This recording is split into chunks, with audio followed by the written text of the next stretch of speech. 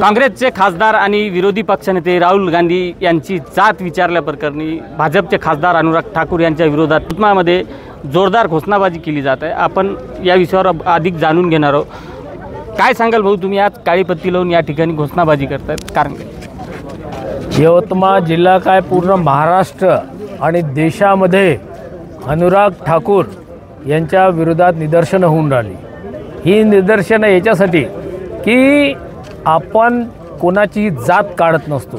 त्यांनी पार्लमेंटमध्ये संसदेमध्ये राहुल गांधीची जात काढली, त्याच्या विरोधात ही सगळी निदर्शनं आहे आमची। नक्कीच पवित्र सभागृहामध्ये भाजपचे खासदार अनुराग ठाकूर यांनी राहुल गांधी यांची जात विचारली, त्यामुळे काँग्रेस कुठेतरी आक्रमक झाली आपल्याला पाहायला मिळते।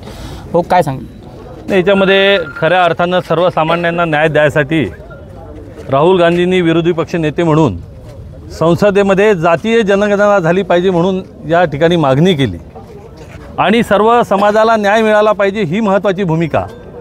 आणि त्या भूमिकेच्या संदर्भामध्ये या मोदी सरकारचं आणि मोदी सरकारच्या सगळ्या मंत्र्यांचं, त्यांच्या खासदारांचा जो काही भूमिका आहे, तर महत्त्वाच्या प्रश्नाला बगल दिली पाहिजे। आणि राहुल गांधींची त्यांनी जात विचारली अनुराग ठाकूरनी, त्या गोष्टीचा निषेध करण्यासाठी राहुल गांधींनी संसदेमध्ये सांगितलं की मला तुम्ही कितीही हिनवा, मला कितीही शिव्या द्या, परंतु मी समाजाच्या प्रश्नांच्या सोबत आहो आणि त्या संदर्भामध्ये कितीही यांनी मला खाली दाखवलं तरी मी ही जातीय जनगणना झाली पाहिजे ही भूमिका लोकांच्या समर्थनार्थ मी मांडत राहील।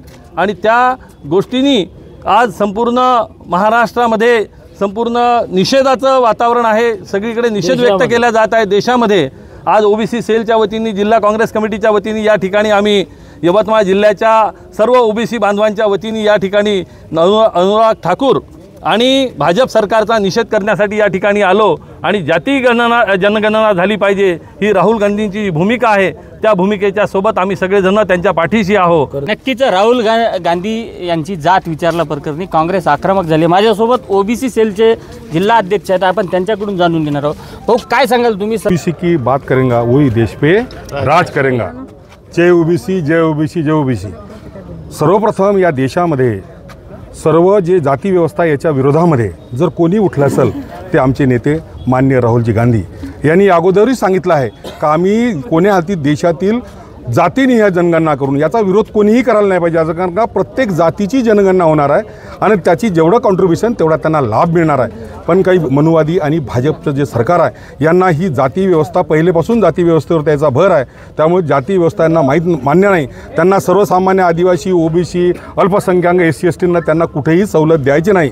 सर्व जो वरचा वर्ग आहे त्यांनाच तिथं सवलती द्यायच्या। तुम्हाला माहीत असेल जो डाटा आला महाराष्ट्र आणि देश लेवलवर 99% सेक्रेटरीपासून तर सर्व मोठे पद हे काही वर्गाजवळ आहे आणि त्यामुळे एकमेव सर्वसामान्य माणसाला न्याय मिळावा म्हणून आमच्या देशाचे नेते, अखिल भारतीय काँग्रेस कमिटीचे माजी अध्यक्ष आणि विद्यमान विरोधी पक्षनेते आमचे नेते आदरणीय राहुलजी गांधींनी सांगितलं का मी कोण्या हातीच जोपर्यंत मी आहो तोपर्यंत जातीनिहाय जनगणना झाली पाहिजे असं त्याचं स्टेटमेंट होतं। आणि त्यावेळेला ते संसदेत तो प्रश्न विचारला असता अनुरागजी ठाकूर या माणसाने तुमची जात काय हा प्रश्न विचार पुन्हा चातुर्वर्ण सिस्टीम, जाती व्यवस्था ज्याच्यापासून या भाजप आणि मनुवाद्याचं जे मूळ आहे त्याला त्याने हात घातला। त्यामुळे ओबीसी यवतमाळ जिल्हा ओबीसीकडून, महाराष्ट्र ओबीसीच्या सर्व संघटनेकडून आम्ही आज अनुराग ठाकूरचा इथे जाहीर निषेध करत आहोत। नक्कीच आपण बघतोय की यवतमाळच्या जिल्हाधिकारी कार्यालयामध्ये काँग्रेसचे सगळे पदाधिकारी काळ्या पत्ती लावून भाजपचे खासदार अनुराग ठाकूर यांचा जाहीर निषेध करताना आपल्याला दिसले। कुठेतरी काँग्रेस आक्रमक झाल्याचं आपल्याला पाहायला मिळते। संजय राठोड, साम TV न्यूज, यवतमाळ।